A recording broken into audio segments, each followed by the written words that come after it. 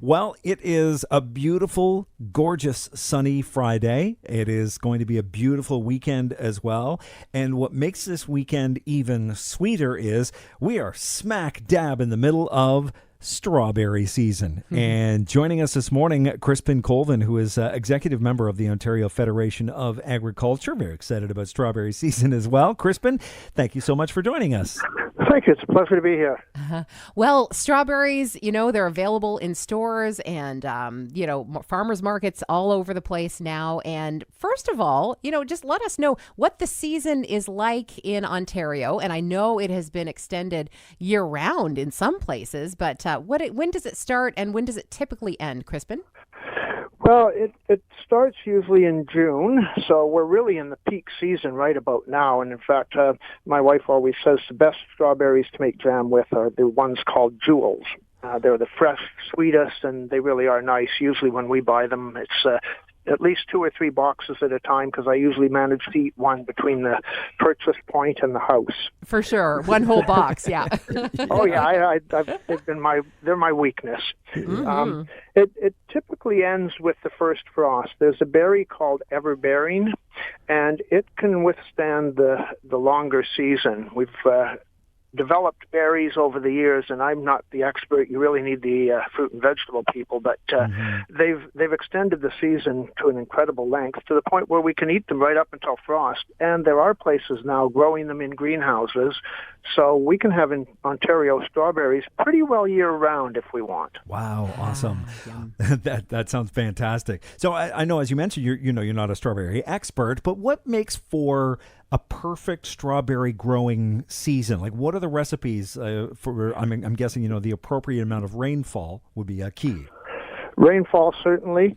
You don't want the frost coming in late spring because that can affect the buds on the strawberry plants. So you want to avoid that as much as possible, and that's pretty hard to do, of course. And of course, pollinators, the bees, they play a major part in keeping our strawberries in the field. So you want combination, sunlight, water, the right amount of heat at the right time, not too cold, not too hot. It's a bit like sort of the ideal summer day for when you're on vacation. You want the same kind of conditions without the bees attacking you. Yeah, right? We can do without that. You folks sent us some great recipes. We have strawberry pie. That's one of my favorites. Also simple, frozen treats you can make out of strawberries and even great salads. But this one piqued the interest of both of us very much, was cooking strawberries by roasting them. Let us know a little bit more about that. Well, I can't say that I've ever tried that one, and I have to admit that piqued my interest because personally I find that you can't beat a fresh strawberry.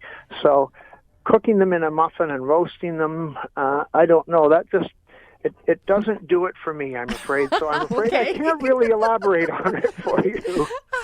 Yeah, well, I think we all three of us at some point are going to have to try that to get a full appreciation for it. So then, Crispin, what is your go-to strawberry recipe?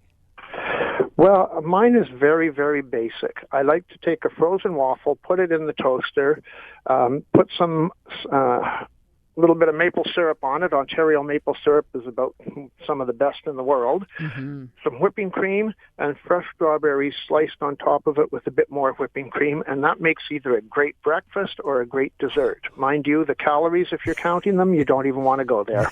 Yeah, just go out for a really nice long walk afterwards, or maybe even a run.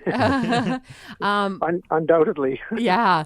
We want to talk to you, Crispin, about farmland too. And, growing these beautiful strawberries and all the other fruits and veggies we have in this province. They're abundant through the whole summer months. But, it really calls to mind how important this farmland is, and we're losing it at a rapid rate.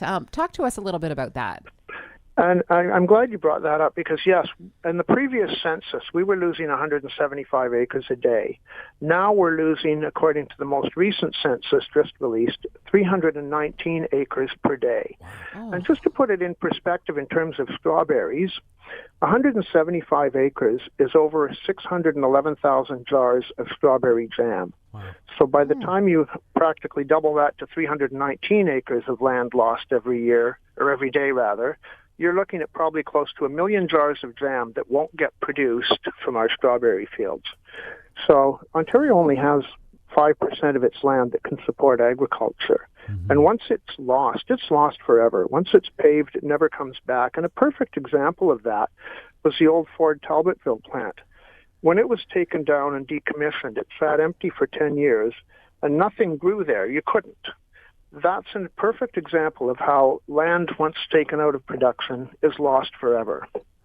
So we simply have to start looking at where we put people, where we put factories, where we put our industries. We have to have a better vision for the province of how to protect our land and feed ourselves in the future.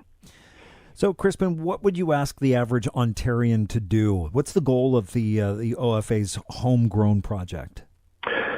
The goal is to protect farmland. Our arable farmland is so small in area that we really need to protect it. So we need people to say to our politicians at all levels, municipal, federal, and provincial, that our land is valuable for food production. And in a world that only has 8 major countries, of which Canada is one, that are food-producing and exporting nations, it's critical that Ontario maintain as much land for farming as it can. So we need to intensify our developments. We need to live within our urban boundaries and not keep expanding them. And a really good example is Barrie. As it grew, and if you look at the growth maps on it, it grows to the south and to the west. The developers didn't want to go north because it's harder to develop on some of the rock in the Cambrian Shield. But that's what we have to start thinking about doing. We have to look at those lands instead of the flat arable lands that we're using up now at an unprecedented rate. Yeah, good point. Crispin, thank you very much for joining us this morning. Very interesting stuff, and always great to talk about yummy strawberries. Well, I can't agree with you more. That was probably one of my favorite topics, and I really appreciate the opportunity to speak with you today. Oh, no problem. Have a wonderful weekend, Crispin. Thank you. You too. Okay, Bye-bye. Bye. Crispin Colvin is executive member of the Ontario Federation of Agriculture, and if you want to get more of those fantastic recipes, you can go to ontarioberries.com. Got Alessio Danini and 7:30 News next.